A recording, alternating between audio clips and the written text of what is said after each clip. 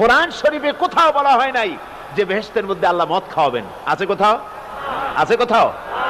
বরং আল্লাহ রাব্বুল আলামিন বলেছেন জান্নাতে কি পান করাবো শোনো, ওয়াসাকাহুম রাব্বুহুম শারাবান তাহুরা, জান্নাতের ভিতরে তোমাদেরকে পান করানো হবে শারাবান তাহুরা, পবিত্র পানীয়।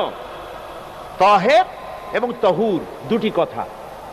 তাহের বলা হয় সেই জিনিসকে যা নিজে পাক আর একজনকে পাক করতে পারে না, যেমন মধু, যেমন তেল, যেমন দুধ নিজে পাক, কিন্তু দুধ দিয়ে যদি কেউ গোসল করে, দুধ দিয়ে যদি কেউ উজু করে, ও নিজে পাক কিন্তু আপনাকেও পাক করতে পারবে না। এটার নাম হচ্ছে তাহের। আর তাহুর বলা হয় সেই জিনিসকে যে নিজেও পাক এবং অন্যকেও পাক করে দিতে পারে, যেমন পানি। পানি নিজে পাক, ওটার দ্বারা উজু করলে, গোসল করলে সেও কি হবে? পাক হয়ে যাবে। আল্লাহ তাই বলেন